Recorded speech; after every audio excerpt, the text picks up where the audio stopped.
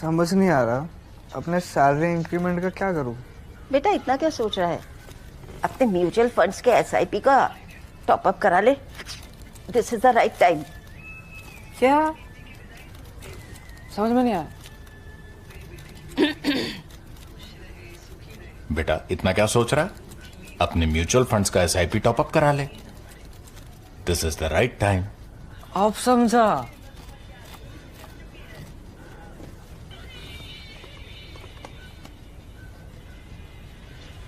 Mutual fund investments are subject to market risks.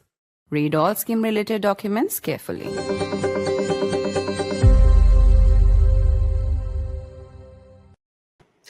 Although the Diwali phone call from President Trump to Prime Minister Modi created an impression of a Diwali thaw in the frost between India and America, it is now confirmed that Prime Minister Modi will not be attending the ASEAN summit. Decoding that further, it means that all the chatter about a possible meeting between Trump and Modi is, at least for now, not something that will translate into reality. This has led to speculation that the optimism of an imminent trade deal being in its final stages is perhaps still at this point misplaced. In the midst of the confirmation that Modi will not be attending the ASEAN summit and therefore will not be meeting with President Trump, come Trump's sanctions on Russian oil. Two major Russian firms have been sanctioned, and this, of course, will, at least for the moment, have a direct impact on India, unless, of course, Trump's claims are true and India has privately agreed to some timeline for the tapering out of purchase of oil from Russia. The MEA, for its part, has only said that consumer interests of Indian citizens will be prioritized. In a moment from now, we'll be talking to veteran diplomat and India's former ambassador to the United States of America, Ambassador Arun Singh. I'm Barkha. You're with the Mojo story. On the program today, a confirmation now available that Prime Minister Modi will not be attending the ASEAN summit in Malaysia. This summit has attracted a lot of attention because of the possibility that Donald Trump and Prime Minister Modi may have met on its sidelines. The possibility earned some momentum after a Diwali phone call between the two leaders and some sort of civility returning and friendliness even in the language of discourse between the two leaders.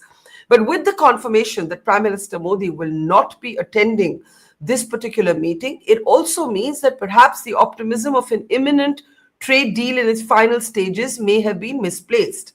All of this comes as Trump, who has now slapped 155% tariff on China, but is also looking to meet with President Xi Jinping, has now turned on Russia.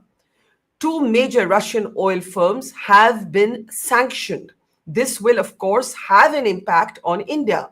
Meanwhile, Donald Trump has repeated his claim that he has received an assurance from Prime Minister Modi and the Modi government on the tapering out of oil purchases from Russia. Tapering out is my phrase, not Trump's. Trump's shorthand is to say by the end of the year, India will almost not be buying oil from Russia or will hardly be buying oil from Russia or words to that effect. Where does all of this leave the Indo-US relationship?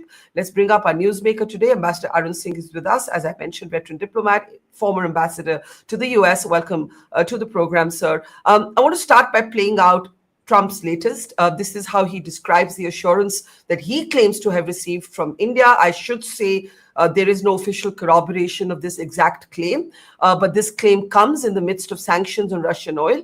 Take a look.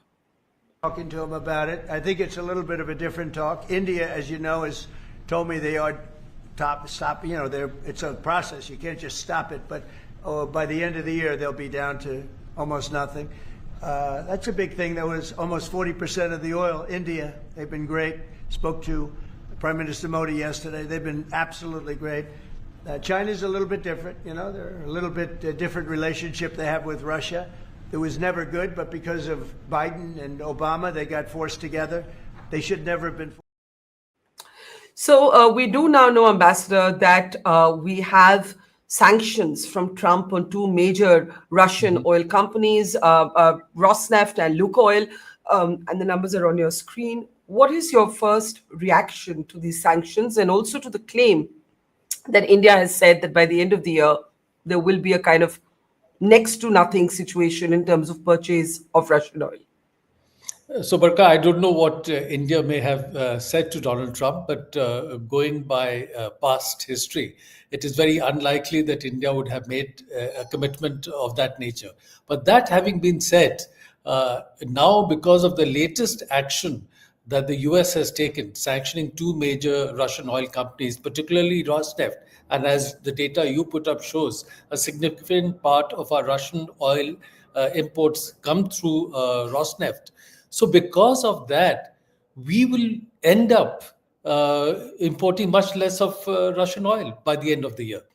Because on account of the sanctions that have been put, US will not allow dollar payments for Russian oil. So there will be no way for India going ahead after November 21 to pay Russia for any oil that it gets from Russia. You can't use dollar. The Europeans won't allow the use of euros. In the past, when we were buying from Iran and there were sanctions on Iran, we had used the UAE dirhams to make some payment which the US had authorized at that time. And when even that was not possible, then a rupee account had been set up in India. Now, and even that rupee account could not be used significantly because Iran was not buying goods from India. So there was huge accumulation of reserves. So you will have no financial mechanism available to buy the Russian oil. And as a result of that, I think the purchases from Russia will, on their own account, come down by the end of the year, not because of any particular commitments that India may have made to the United States. So I don't know if I'm being a conspiracy theorist here, or I might be accused of having a devious mind. But to my mind, this could end up being a win-win for the India-US relations without India having to make a big statement that may appear, as a surrender of our strategic autonomy. Trump has sanctioned Russia. That imposes a restriction on our purchase of Russian oil. That automatically, as you said, leads to a vast reduction in the mechanism to purchase this oil. It thereby also gives Trump what he wants in terms of his complaint about India buying Russian oil. So is this the face saver that all sides need? I mean, Putin won't be happy, but is this the face saver that Trump and, frankly, the government here needs, without it looking like we gave up any of our own autonomy in decision making? So to that extent, what you're saying is true. But that having been said, Trump has also imposed so far 25% tariffs, additional 25% tariffs, citing India's earlier purchases of oil from Russia. Now, you could argue that India is facing a double whammy because right now, with the new sanctions coming in, it will be very difficult for us after November 21 to buy Russian oil. And therefore, the energy prices at which the Indian importers were getting the oil is bound to go up because they've been picking up in the spot market and from elsewhere. So that will go up. There'll be a higher drain of foreign exchange reserves from India's point of view. And secondly, the 25% additional tariffs that Trump had placed, they remain in place, for which from India's point of view, there was no justification. Because India was buying less oil from Russia than China was buying. India was importing less from Russia than Europe was buying from Russia. And US was buying almost $750 million worth of uranium from Russia. None of that was sanctioned. So there is this additional sanction. So I would say that from India's point of view, US would have made a significant step accommodating India's concerns if they remove this additional 25% tariff. Well, that was going to be my question. If India has effectively been, or India's private companies have been effectively prohibited because of these sanctions from purchasing Russian oil, because as you mentioned, the financial mechanism to purchase this oil now doesn't exist because of these sanctions, then does the extra 25% penalty, the penalty that was being imposed on India purportedly for purchasing this Russian oil, does it, would you expect that to go? Go, but we have to see how Donald Trump plays it. Because, to my mind, that additional 25% that he had placed on India, the Russian oil was used as an excuse on two accounts. One, of course, saying that India is buying Russian oil. Second, if you saw in the filing that the US government administration had done before the Supreme Court, they had claimed that they were using tariffs for achieving foreign policy objectives. Because there is a challenge in the US court system that Donald Trump does not have the authority to impose tariffs because that lies with US Congress. And so they're making a claim that they're using tariffs for foreign policy purposes where the president has a mandate. And in the Supreme Court filing, the administration has made a specific reference to the tariffs on India, and that they have used that to try and resolve the Russia-Ukraine conflict. So that's one. So I think India is being penalized, I would say, twice. Your energy costs will go up, the 25% extra tariffs remain, but the question would be, what peg does Donald Trump use to remove those additional 25% tariffs? It can be that after November 21, when the imports of Russian oil come down, then the administration has a peg to remove those 25% tariff. But then what happens to the argument that they have been using before the Supreme Court? Because the Russia-Ukraine conflict is nowhere near resolution. So I don't know how the administration will deal with that. But yes, certainly it's something that is not justified. And if the US is penalizing India twice over, that's an assessment that Indian policymakers and analysts have to keep in mind. Let me pick up a question from our audience stream. Prasad says, Barkha, the sanctions will push global oil prices up because Russian price will be out of the world markets, creating a shortage of about 6 to 7% globally. This will be inflationary to the whole world. This also reminds me of what former American envoy Eric Garcetti had actually said publicly, that the Americans had actually nudged India into purchasing Russian oil because it would stabilize oil prices, in the world markets. There is going to be a consequence to this unilateralism. In the short term, sure, it may ease up some tensions between India and America de facto, but it is not going to be without consequences, including to India, because right now, what is this Russian oil going to be substituted with? It's going to be substituted with a higher priced oil from somewhere, maybe America. No, that's absolutely true. And US, of course, would want other countries to buy more from the US, but we have to see what is the price at which it is available, what are the transportation costs that come into play. Unless US persuades some of its other partners, like Saudi Arabia, to increase the oil availability in the market. So they may try and do something like that, because if there is higher energy price, higher oil price resulting from the sanctions that US put in place, it will also impact the American consumer. And there is inflation happening in the US, and there is dissatisfaction among the American consumer because of higher prices there. So that's again something that the Trump administration will need to address. So I think it's a complicated situation, and we have to see how different players react to this evolving scenario. Ambassador, yesterday, after the Diwali details were out of the phone call between Trump and Prime Minister Modi, some analysts believe that the trade deal's closure was imminent and that there could be possibly a meeting between the two principals along the sidelines of the ASEAN summit. Today, we have the confirmation from the Malaysians that Prime Minister Modi will not be in attendance. FM Jaishankar will be representing India instead. Prime Minister Modi may dip in virtually and so on. What do you make of the fact that this meeting, much anticipated, is not going to happen? It tells you that there's still homework being done in the back channels, doesn't it? So, Barkha, I think the tone of the conversation between the two governments and between the two leaders has certainly changed for the positive over the past month or so. After Prime Minister's visit to Tianjin and the photos of his with President Putin, President Xi, there was a little bit of a blowback in the US. And President Trump was being criticized about whether he was losing India as a result of the tariffs they had put in place, other measures they were taking. So after that, gradually he started changing his tone. He he put out in the social media several positive posts related to India. Spoke to the Prime Minister on his birthday. Then, of course, in the context of Diwali.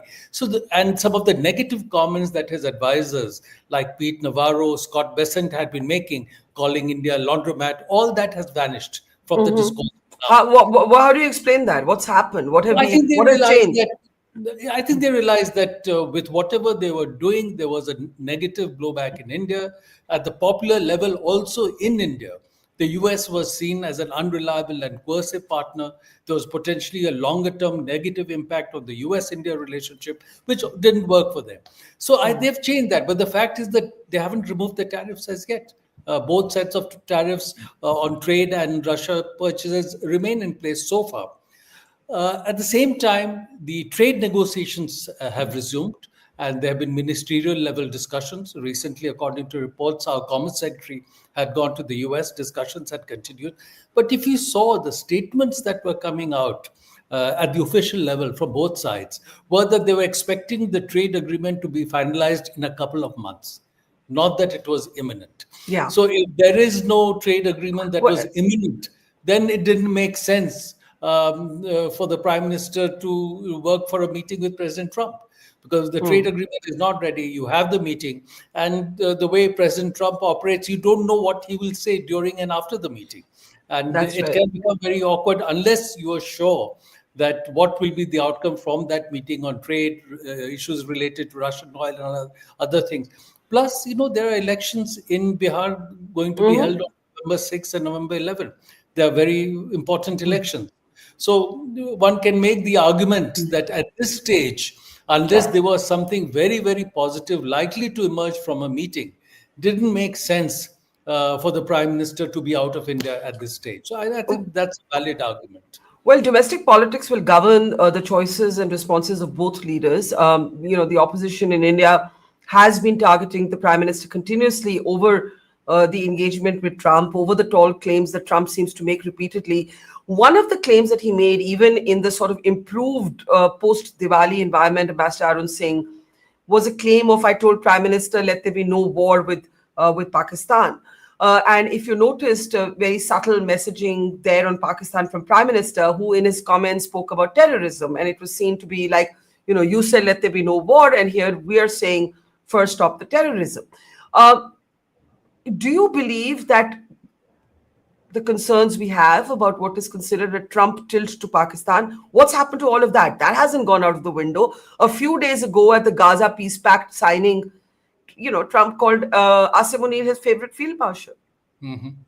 So I wouldn't call it a tilt as such. It's just that they have also tried to normalize their relations with Pakistan. And you had seen signs of that even in the first Trump administration, because he had started the first term by first in July 2017 in a major speech that he gave on South Asia policy. He criticized Pakistan very heavily, asked India to do more in Afghanistan. And then on 1st January 2018, he had tweeted that Pakistan has been hoodwinking us, stop all aid to Pakistan. But later, when they felt that they needed support from Pakistan to get an agreement with the Taliban, which was eventually done by February 2020, they reached out to Pakistan. They invited Imran Khan, the then Pakistan Prime Minister, to the White House. He was accompanied to that meeting by the then Army Chief of Pakistan and then the Director General of Pakistan's Inter-Services Intelligence. So that outreach had been done. So I think in the second term, as one can see, the Pakistanis have also made a very determined effort to reach out to President Trump, to reach out to the family, to reach out to the Trump organization. And they've invested in the World Liberty Financial, which is the cryptocurrency firm of the Trump organization. And so they've done that kind of outreach. Now, from the US perspective, if Pakistan is not at the moment doing something specific that is adversarial to US interests or to Donald Trump's political calculations, they would want to have a relationship with Pakistan. And historically, they've said that they want a relationship with Pakistan because it's a country with large number of nuclear weapons. It's a country whose cooperation they need for counterterrorism purposes. So from their own perspective, they'll certainly reach out to Pakistan. But that doesn't mean that there is a tilt towards Pakistan. Their relationship with Pakistan will be determined how they see that interest. Their relationship with India will be determined how the values they see in the relationship with India in terms of the economic partnership, trade and investment partnership, technology partnership, and in dealing with the challenge from China in the broader Indo-Pacific region. So I think perhaps in India there has been a reaction because in the first part of the first Trump administration, there was a negative approach to Pakistan, which people are not seeing now. But then if we, basically make the assessment that any country will define its relationship with other country based on perception of its own interests, then, we shouldn't call it a tilt towards Pakistan. It's just that they are trying to see what value they can extract from the Pakistan relationship. And from all reports, Pakistan is offering them investments in critical minerals in Balochistan, access to a port in Balochistan. Now, whether all that is really viable or not, remains to be seen in the future. In the midst of all this, India's had a dramatic and official reset with the Taliban. And the Taliban foreign minister's visit to India coincided with Pakistan bombing targets inside Kabul. That border battle continued for a few days till Qatar was able to mediate some sort of settlement. Tragically, cricketers were killed on the ground in that bombing, and the Afghan team then pulled out of a tri-series cricket match. Those are some of the images we're seeing on the screen. This reset has been widely debated. It is also seen to be some sort of messaging, not just to Pakistan, but also to Trump. Trump has got obsessed with the idea of retaining or reclaiming the Bagram base, and Taliban has said no. India has backed that. India has stood with Taliban, Russia, China, even Pakistan on that issue. How do you see the sort of debate over Bagram and the reset with the Taliban? So, first, there are issues between Afghanistan and Pakistan, and between Pashtuns in Afghanistan and Pakistan that have got nothing to do with India. You'll recall that way back in 1947, when Pakistan had to join the United Nations, it had to be voted into the UN as a new country, because India automatically was part of the United Nations, being among the founding members in 1945. And at that time, only one country had voted against Pakistan's entry to the UN, and that was Afghanistan, because Afghanistan doesn't recognize the Durand Line, which was imposed by the British. So there are issues between Afghanistan and Pakistan that are intrinsic to their relationship. So given all that, and governments in Afghanistan historically have attempted to maintain good relations with India. And we had certain concerns earlier related to the Taliban, their dependence on Pakistan. There was sense that they had attacked Indian interests in Afghanistan, including in 2008, when 2 of our officials at the embassy had been killed. So those concerns were there. And then, if you remember, in the first Taliban administration, when they came in 1996, India had evacuated its embassy. And we were able to go back only in 2001 after the Taliban had left. But I think since then, with all the messaging that had been coming from the Taliban, it was clear that they wanted to have a good working relationship with India. And from all the reports that one sees, they have said they valued the assistance that India had provided in Afghanistan, starting from 2001, and that the people in Afghanistan had benefited from and supported that assistance, and they wanted that assistance to continue. So as a result of that, they have tried to maintain the relationship with India. Earlier, they had a meeting with the Indian Foreign Secretary, if I remember, in UAE. Then, of course, a phone call with our foreign minister, now the visit of the Afghan foreign minister. So I think keeping in mind their own trade, economic interests in terms of the projects that they need, they want to maintain a good relationship with India. And certainly it is in India's interest to have a good working relationship with the Taliban. And it's because of that India has now upgraded its technical mission in Kabul to the level of an embassy. Finally, to return to the sort of Indo-US equation, even if it is repairing, work in progress, repairing, do you believe that it could ever be the same? And it's quite interesting. Sort of Mumbai-born Indian-American Ashley Tellis, before he found himself arrested on charges of taking classified documents home, had made the argument that India had to pick a side. He accused India in one of his columns of having quote-unquote great power delusions.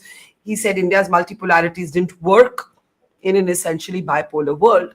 Today, he's been effectively accused of not just having 1,000 pages of top secret documents at his home, but having dinners with Chinese officials that can't be fully explained, according to the FBI. Now, I bring this up because I want to ask whether you believe that what was sometimes called India leaning into America, whether India would ever lean in towards America or lean towards America in the same way, given what's happened. Tellis was arguing before he found himself in the midst of this scandal that India had to pick a side. And Indians have been arguing, Indian thinkers, Indian public intellectuals, Indian diplomats like yourselves have been reassessing whether the original mistake was that we had leaned too much towards the US. Where do you see the equation going from here? Is it Trump-proof? Will it, adapt to the Trump years and bounce back to something else, or has the damage been done? So one, of course, I don't think we had leaned too much towards the US. The relationship was with the US was being built, keeping in mind our own comprehensive national interest. Now, the US, as you know, Barkha, is our largest trading partner, is the largest source of foreign direct investment in India, is the largest destination for Indian foreign investment outside India. At 5.4 million, the largest single country presence of Indian origin diaspora. And it's still the largest consumer market in the world. And if you look at the three major global players, Russia, China, and the US, China is adversarial. Russia has strengths in defense and energy, but not in the civilian economy. So, if you are looking at meeting India's aspirations, talking of Viksit Bharat, of growing the economy, US remains an important and necessary partner. So I understand that the relationship was being built keeping this dimension in mind across governments. It was, a major effort done during government of Prime Minister Vajpayee, then Prime Minister Manmohan Singh, and now, of course, during Prime Minister Modi's tenure.